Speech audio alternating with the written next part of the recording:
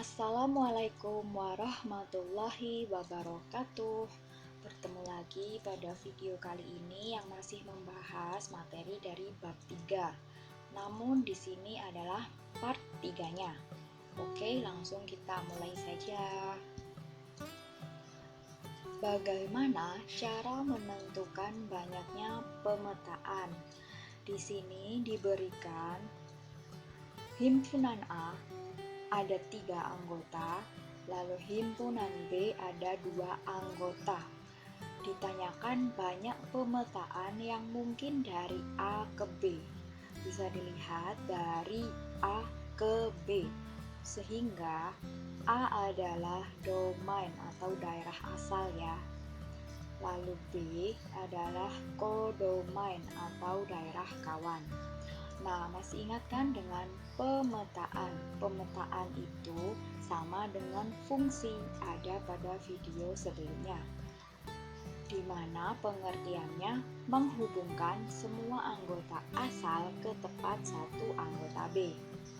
Oke, mari kita mulai banyak kemungkinannya. Yang pertama, nih, 1 ini saling mengarah ke anggota B, benar ya. Yang kedua, semua anggota asal juga tepat 1 ke anggota B. Berbeda kan? Makanya kita sebut kemungkinan. Kemungkinan ketiganya ada 2 yang mengarah ke C, lalu dan 1 ke D. Kemungkinan keempat, 1 mengarah ke D dengan 3, namun 2 mengarah ke C. Kemungkinan 5, 1 mengarah ke C, 2 dan 3 mengarah ke D. Kemungkinan 6, hanya 2 yang mengarah ke D, namun 1 dan 3 ke C. Kemungkinan ke-7, hanya 1 yang mengarah ke D, namun 2 dan 3 ke C. Dan kemungkinan terakhir, hanya 3 yang mengarah ke C, dan 1 serta 2 mengarah ke D. Bisa dilihat ya, di sini kemungkinannya dari pemetaan A ke B ada 8. 1, 2, 3, 4, 5, 6, 7, 8. Semuanya ini kalau kalian penasaran, coba deh videonya di pause dan kalian lihat satu persatu. Pasti nggak ada yang sama letak-letak anak panahnya. Terus kalau kalian masih nggak percaya atau mungkin bertanya, masih ada yang lain nggak sih Bu? Kalau mau dicoba silakan, boleh ya. Tapi diingat harus berbeda dari ke-8 ininya. Tapi yang sudah jelas kemungkinannya cuma ada 8. Makanya ibu sediakan ada 8 space di sini. Kok bisa tahu ada 8, Bu? Nah, nanti ada rumusnya. Karena di sini A diketahui anggotanya kan 3. Lalu B anggotanya 2. Nanti bisa kita hitung. Ini kan terlihat ya, kalau A anggotanya cuma 3 dan B 2. Tapi kemungkinan pemetaannya aja ada 8. Gimana coba kalau A ini anggotanya ada 5, lalu B anggotanya ada 8. Bisa bayangin nggak banyaknya kemungkinan seperti apa? Nggak mungkin kan kalau kita menggambar satu persatu. Oke, mari kita lanjut ke bagian selanjutnya. Nah, di sini dibahas nih banyaknya pemetaan. Banyaknya pemetaan dari himpunan A ke B dapat ditentukan dengan rumus NB atau banyaknya anggota B pangkat NA, banyaknya anggota A. Jadi yang ke B. Nah, bagian ke-nya ini ada di bawah. Jangan kebalik ya, nanti kalau ada soal. Nggak harus sama seperti rumusnya, harus NB, NA. Padahal nanti yang ditanya dari B ke A, gitu ya. Oke, biar kalian nggak bingung, langsung aja ke contohnya. Di sini Tentukan banyaknya kemungkinan pemetaan dari A ke B. A, anggotanya kan tadi ada 1, 2, dan 3. Berarti banyaknya anggota A atau NA ditulis 3. Seperti ini ya anak-anak. Lalu himpunan B anggotanya ada 2, yaitu C dan D. Maka ditulis NB 2. Nah, yang ditanya kebetulan sama seperti contoh, yaitu A ke B, berarti ke-nya. Bagian belakangnya yang dilihat, karena ke B yang di bawah berarti yang B. NB pangkat NA sama dengan, masukkan saja NB-nya berapa? 2 pangkat 3. 2 pangkat 3 berapa? Hasilnya 8. Jelas ya, sesuai dengan banyaknya gambaran kemungkinan yang tadi kita cari tahu. Korespondensi 1-1, di mana korespondensi 1-1 dari himpunan A ke B adalah fungsi yang memetakan setiap anggota pada himpunan A tepat satu anggota pada himpunan B dan juga sebaliknya. Kita lihat nih, di sini himpunan A, di sini himpunan B. Nah, ternyata setiap anggota himpunan A ini tepat satu. Nah, tepat satu nih. Di B ya kan? 1, 1, 1, 1. Tetapi apakah pada himpunan B juga sebaliknya? Dilihat pada himpunan B, ini benar 1, tapi ini ada 2. Ini malah kosong. Berarti ini bukan korespondensi 1-1, melainkan fungsi saja. Terus gimana kalau korespondensi 1-1 itu? Seperti ini. Nah, di himpunan A, dia kan setiap anggotanya kan tepat 1, 1, 1, 1, 1. Nah, untuk pada himpunan B juga sebaliknya. Ternyata di B juga 1, 1, 1, 1 anak panahnya tuh. Jadi adil ya, istilahnya mereka punya teman 1, nggak ada yang serakah dan juga nggak ada yang nggak kebagian. Makanya ini dinamakan korespondensi 1-1. Dari gambar ini kan kelihatan ya, kalau di sini jumlahnya 4, supaya dinamakan korespondensi 1-1, pasti di sebelah kanannya juga harus 4 supaya adil. Nah, makanya pasti diketahui korespondensi 1-1 itu NA atau anggota asalnya atau domainnya sama dengan NB, yaitu daerah kawannya atau kodomainnya. Kalau A anggotanya ada 8, berarti B-nya juga harus ada 8 kalau mau korespondensi 1-1. Seperti itu permisalannya ya.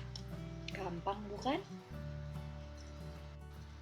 Sekarang kita masuk ke bagian contoh soal yang biasanya banyak ditunggu-tunggu para siswa-siswi ya, karena bosen dengerin penjelasan materi, pinginnya cepet-cepet aja nyobain ngerjain soal. Oke, yang pertama, tentukan banyaknya kemungkinan pemetaan dari himpunan A ke B. Di sini A bilangan genap kurang dari 6, maka ada 2 dan 4. Jangan lupa penulisannya kurung kurawal. Kurang dari 6, berarti 6-nya tidak ikut ya anak-anak. Lalu yang B ada huruf vokal. Di sini A, I, U, E, O. NA-nya atau anggota A banyaknya adalah 2, yaitu 2 dan 4. NB-nya banyaknya anggota B ada 5, A, I, U, E, O. Ditanyakan banyak pemetaan dari A ke B. kita fokuskan ke bagian tujuan atau ke-nya atau bagian belakangnya. Ini kan mengarahnya ke B, maka kalau pada rumus bagian B ini ada di bawah, sehingga NB pangkat NA menjadi 5 pangkat 2, yaitu 25. Biar lebih paham dan mantap lagi, kita bahas soal yang lain. Yang kedua, tentukan banyaknya kemungkinan pemetaan dari himpunan B ke A. Di sini A bilangan asli antara 5 dan 8, berarti ada 6 dan 7, kan antara ya. Yang B bilangan ganjil antara 5 dan 13, berarti ada 7, 9, dan 11. Langkah selanjutnya, menuliskan NA. NA-nya ada 2, 6, dan 7. NB-nya ada 3, 7, 9, dan 11. Ditanyakan banyak pemetaan dari B ke A. Nah, ini fokusnya ke atau tujuannya atau bagian belakangnya, yaitu ke A. Maka pada rumus A-nya ada di bawah, sehingga NA pangkat NB sama dengan 2 pangkat 3 sama dengan 8. Paham ya? Mudah kan untuk dipahami? Lanjut ke contoh soal ketiga. Sabar ya anak-anak, bentar lagi bakalan selesai materinya, jadi harus diperhatikan, harus masih fokus dan jangan skip-skip. Oke. Di sini soal yang ketiga, diagram panah yang menunjukkan korespondensi satu-satu antara himpunan A ke B. Nah, untuk gambar yang pertama, kita lihat di sini anggota A punya teman. Di sini anggota B juga ada teman. Berarti kemungkinannya jawabannya gambar 1. Kita cek gambar lainnya dulu. Sekarang yang A punya teman. Yang B ada teman tapi kok 2, yang ini gak punya teman, berarti bukan. Yang ketiga, kita perhatikan juga yang bagian A ada teman. Yang B loh gak punya teman nih, yang ini temannya 2, ini jelas bukan korespondensi satu-satu. Gambar yang terakhir, ada teman. Yang B punya teman. Berarti jawaban untuk korespondensi satu-satu dari keempat gambar ini adalah gambar 1 dan 4. Contoh soal terakhir yang akan menjadi penutup pada video kali ini. Di antara HPB. Apa itu HPB? Masih ingat kan? Himpunan pasangan berurutan. Berikut ini manakah yang merupakan korespondensi satu-satu? Untuk yang A, kalau lebih cepatnya korespondensi satu-satu, kita perhatikan ya, bagian depan dan belakangnya harus berbeda semua. Oke? Bagian depannya kita lihat dulu, A, B, C, benar. Bagian belakangnya 1, 1, loh kok sama nih, berarti bukan. Yang B, A, loh bagian depannya aja udah ada yang double, berarti langsung kita jawab bukan, gak usah buang-buang waktu ya.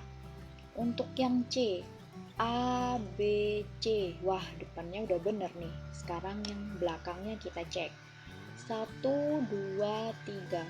Oke, berarti ini kan pasangannya beda-beda nih, gak ada yang sama. maka ini benar. Lalu yang D, A, B, C, depannya udah benar. Kalau belakangnya 2, 2, loh ada yang double. Berarti ini bukan. Diketahuilah HPB manakah yang merupakan korespondensi 11. Ternyata bagian C. Selesai sudah video kali ini.